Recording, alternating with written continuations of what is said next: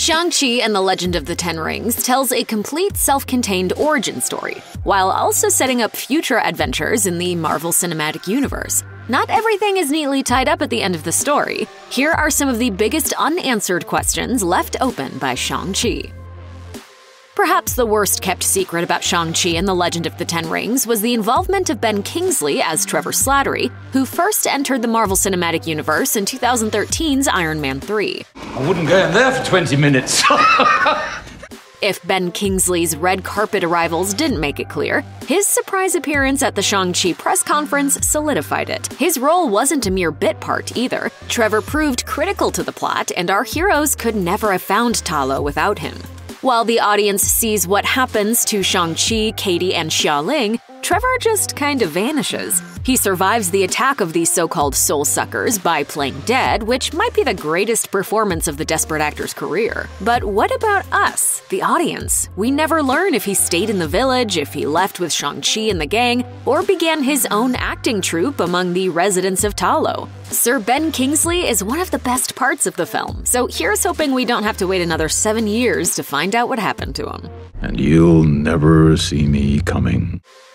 One of the last things we hear before the credits roll is that Xialing is at her father's base to dismantle his operations. Then the post-credit scene reveals that Xialing did indeed show up at the Ten Rings base, but most certainly did not dismantle it. Instead, she takes the throne herself as men and women train in the courtyard, seemingly preparing themselves to take down whatever targets Xialing may select.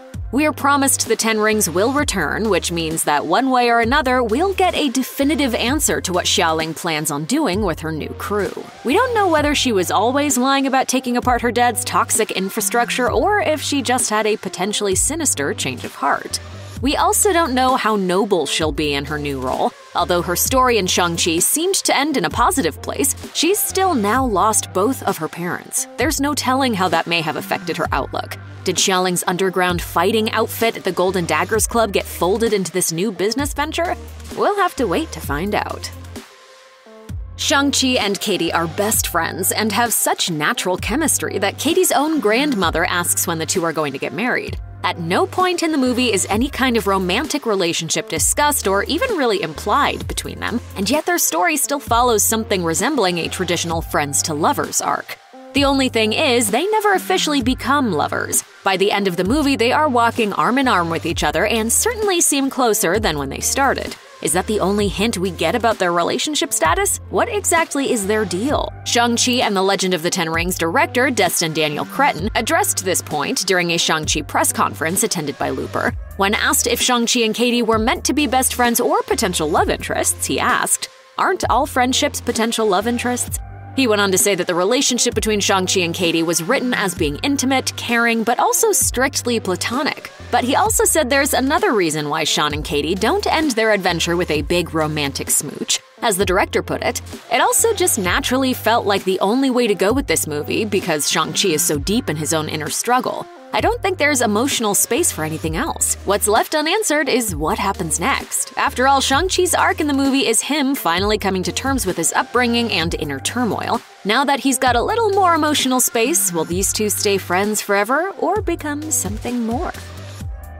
Fittingly, Shang-Chi and the Legend of the Ten Rings begins with a legend. We start with the story of Wenwu using his powers to conquer his enemies, while the narration speculates about the origin of the rings. Possibilities like the rings being found in a cave are mentioned, but nothing is ever declared the truth, and that's the sum total of what we know about the MCU official origins of his power. In the comics, the rings arrived on Earth many years ago with Fin Fang Foom, the extraterrestrial shape-shifting lizard dragon alien thing who may or may not be present in Shang-Chi in the form of the giant monster that kills Wenwu.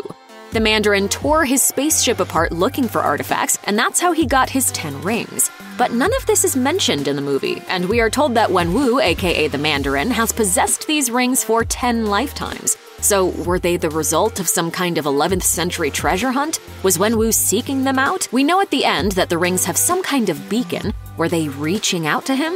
Or were they reaching out to somewhere in outer space, calling for some alien force to come to Earth and come after them?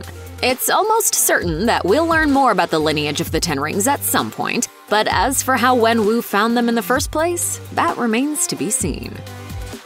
Check out one of our newest videos right here. Plus, even more Looper videos about Shang-Chi and the Legend of the Ten Rings are coming soon. Subscribe to our YouTube channel and hit the bell so you don't miss a single one.